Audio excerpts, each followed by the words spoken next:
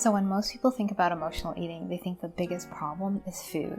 Maybe the sugar, the chips, the cookies, the late night binge. But what if I told you food isn't the only thing impacting your health? What if the emotions that are driving you to eat have an even bigger impact? So have you ever noticed that when you're stressed, your shoulders tighten?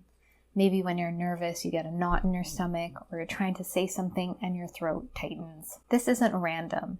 These are examples of how emotions actually live in your body and manifest physically. Our bodies respond to them. They're not just in our minds. So when your emotions aren't processed, your nervous system stays in this heightened state of stress, discomfort, unease. It doesn't mean that you're consciously thinking about the stress every waking moment of the day, but your body is feeling the symptoms of it. And over time, you may notice things like muscle tension, digestive discomfort, shallow breathing, fatigue, difficulty relaxing. This is your body responding to the emotional environment it's living in. So now imagine you spent years using food to cope with your discomfort, your distress, your uncomfortable emotions.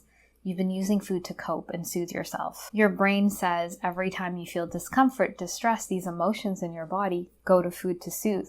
But food is just a band-aid. It gives you temporary relief. Maybe it distracts you. You feel a little bit of calm or soothing, but it doesn't mean the emotion is processed. So every time that tension builds in your body, your brain says go to food, but it's a band-aid. You're not eating this food because you're actually hungry. You're using it to cope. Food doesn't really solve the problem that it's being used for.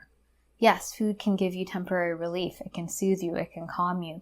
But it doesn't mean the emotions underneath ever really go away. They're still in your body looping. And so once the dopamine wears off, the food wears off, the stress is still there under the surface. And so your emotions are still there and the cycle repeats. Stress builds and then food becomes a temporary relief. So I remember when I was eating super well, I was working out, but I hadn't hit this emotional layer.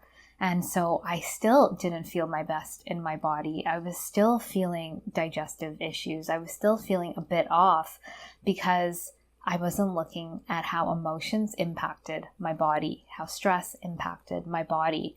We're taught all the time, it's calories in equals calories out. And if you can willpower for a little bit, you think, oh, I've got it covered.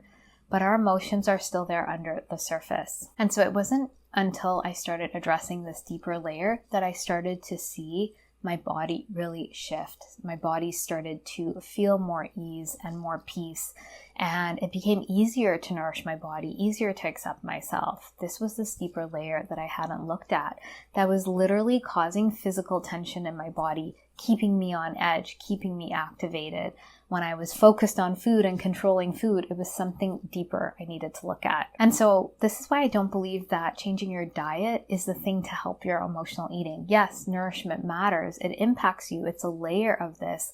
But if you're not looking at your emotions and how they impact your health, you're missing this key piece. Because the thing is, when you resolve the triggers that are activating your nervous system, that are creating these emotions, when you learn how to move through your emotions, you are actually shifting your nervous system from fight or flight and that activated emotional state to rest and digest, to calm, to peace, to ease. And that's going to impact your health because when you're in rest and digest, your body is turned on for better mood, better digestion, better immunity. It wants to release weight. But when you have this underlying emotional loop, you're in fight or flight. And so your body, in those areas that you're holding these tensions, there's constriction, there's less nutrient flow, less blood flow. And that's what creates the sensation of pain, emotional pain, tightness.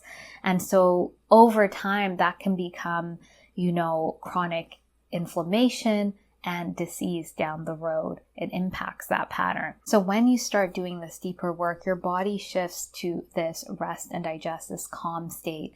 And you literally feel your shoulders drop. You feel ease and peace and calm in your body. And you're going to notice that around food as well. And so if you've only been focusing on food and controlling food, that's just a piece of the puzzle. Our emotions, they create stress in our body and they're looping there. And food just covers them up. And so we're living in this sort of chronic state of stress.